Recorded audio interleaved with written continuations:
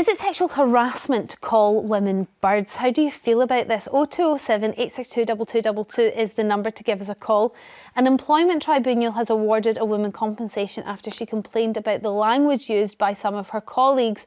Nina Chung said that the staff at a Whisky investment firm used the word birds to discuss their sexual conquests. Oh, even discussing that at work may be an issue. And one colleague also asked her if she was planning on getting pregnant. So the investment firm, which is called Whisky 101, is appealing the decision.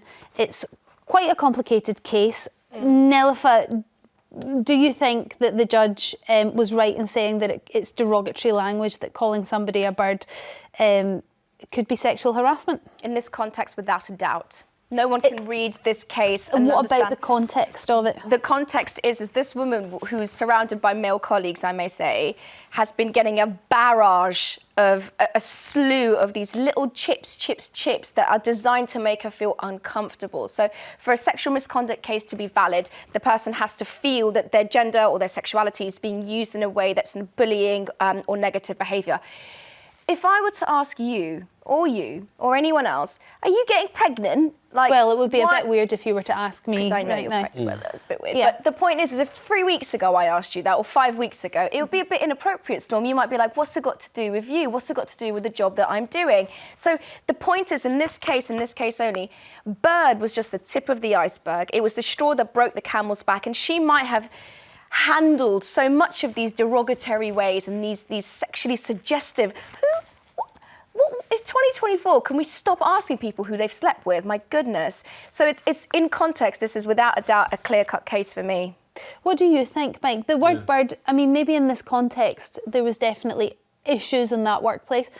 But out of that context, the word bird, do we think that it's derogatory? Well, I think it's a generational thing. I don't refer to any woman as a bird these days, but imagine the 1970s, Mike Parry, King's Disco, Chester, with my mate.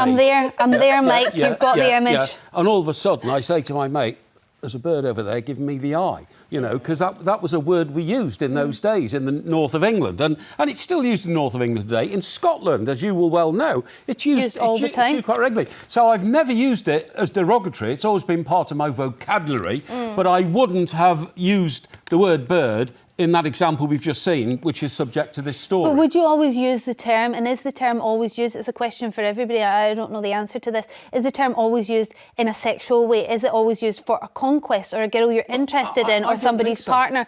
Or is it ever used in a workplace like, that bird works hard? Is it ever used in a positive term? So there's the sort of questions that I want answered. Yeah. Elizabeth from Devon, how do you feel about the term bird? It's hilarious, absolutely hilarious. Good morning, everybody. Hi. Morning. I'm a Janner, so we're from Plymouth, you know, and everyone's bird, right, bird? The boys are right by, and if it's a girl, you know, if it's your kids, they're mates. I mean, I was in hospital having my daughter like 38 years ago, and they said to me, what did you have? I said, a maid, and they thought I was really posh. They thought I had somebody to take home a baby. And, but no, everyone says it in Plymouth. Everyone, all right, bird? You know, right, okay. bye? So, sorry, you mentioned it there, but I didn't catch it. What's the male equivalent? Bye. Boy. No, bye. Bye. B-E-Y. Bye. Bye. Never heard that. Bye. So not boy, bye. Because I was going to say, well, boy is kind of derogatory to the men as well. So they're kind of you're flipping the negativity on its head and making it a term of endearment. I think there are cultural elements to this, Elizabeth. I really do. But I wonder whether when it's put in certain contexts, it does turn very, very ugly. But I like that, boy. Thank you very much for your call. Veronica from Cornwall. I imagine you've got a similar view? Yes, I don't see any wrong in it at all. I really don't. I think the whole world is going crazy, saying mustn't do this, mustn't do that. You know, I don't see anything wrong in it at all. You know, I've got a granddaughter and a great-granddaughter, and I don't see, you know, a sexual harassment at all. Okay. You know, I really don't. What if you heard, I mean, I don't know how old your granddaughters are, but what if as they get older and they're in the dating scene and they're out in a nightclub and some guy refers to them as a bird, like, I don't mind the look of that bird, would that make you feel like they were treating her with the level of respect you would hope? Yeah, I mean, What are they supposed to call them then if they don't know their name? Young lady, woman. Yeah, a young lady, or, it's just, I'm sorry, I just think the whole world's going crazy, and it's just sort of digging things out, this is wrong and this is harassment and we may be in danger of getting rid of our culture completely in order for trying to weed out any kind of misogynistic issues that we have.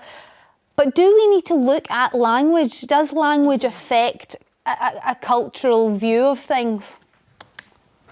In some ways, it all depends what it is, really, doesn't it? It really actually all depends. I mean, when I grew up as a teenager in the 60s, and, my brothers or someone say, oh, I met a lovely bird last night, but I wouldn't take that as an insult or anything. I agree. That's how people spoke. But now it's all, this is wrong, that's wrong. Yeah. It's Has just that changed your view at all? It was really the person before from Plymouth or Devon and Veronica, you are getting me to kind of see your point of view. I hear you, but bird is a non-gendered term, but we always know it means woman. Why? I couldn't call Mike a handsome bird, could I? Okay, so the point is that... We're going to have to wrap up here, but I think what we need to remember is intention when using any kind of language, probably.